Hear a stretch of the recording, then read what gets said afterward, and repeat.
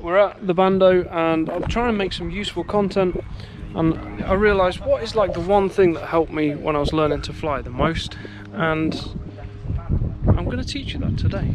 So here we go.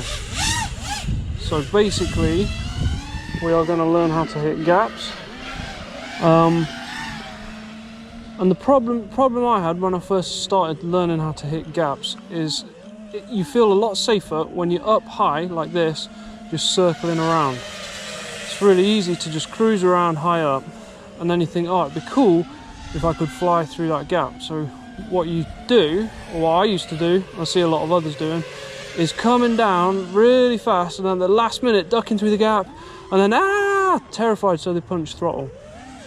Right, so which you can get away with, but it means you come in really fast, you've got no control, you're adjusting right until the last moment. So what you need to do is basically learn this. You just need to learn to hover.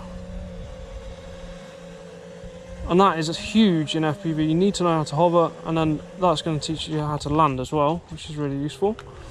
But what that means is then when you're going for the gap, you can actually go through it really slow. So that's definitely what I'd recommend. Find the gap and just go really slow. So that's the first thing. Then once you've got it slow, just obviously build up the speed. Simple as that. That is the secret.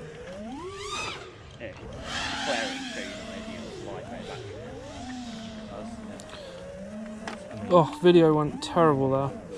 But basically what we're going to try and do now is apply that to hitting some smaller gaps. So this one's a little smaller. I'm going to come into this fairly slow. And then there's a door at the back here. Now you never want to be like coming in high and zipping through this fast. So you just go through it slow. Right, and then there's another one here. Now if I'm coming in too fast, I'll just back off, hover, and then just line it up and hit the little gap. This applies to vertical gaps as well, so you can actually go up through this, for example. But that also kind of relates to dive gaps, because the reason dive gaps are so difficult is because you're coming in so fast. So there's no way I could slow down there.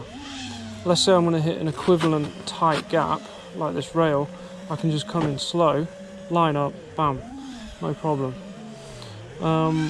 But with the dive gap, you can't control the speed of gravity, so it means you're coming in really fast.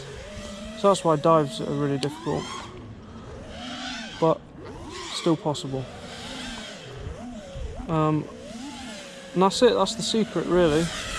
The huge thing that helped me is flying in some woods with loads of proximity rather, and a low tree canopy, so that I wasn't able to kind of do the safe thing of just going up high and cruising about. 3 minutes.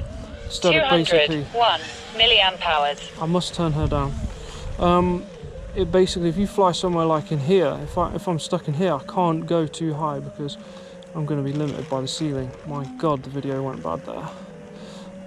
So it forces you to learn that throttle control, how to hover, and then how to basically navigate your way around. I'm going to wrap this video up here. I hope it was useful to you, and it was really just designed for people starting out, or people who are you know, fairly new and trying to learn how to hit gaps without destroying all their gear. I've got some actually more advanced tricks. I'm thinking of doing some trick tutorials, so if you've got any specific requests, let me know in the comments. Drop us a like if you can, and subscribe to the channel for more content.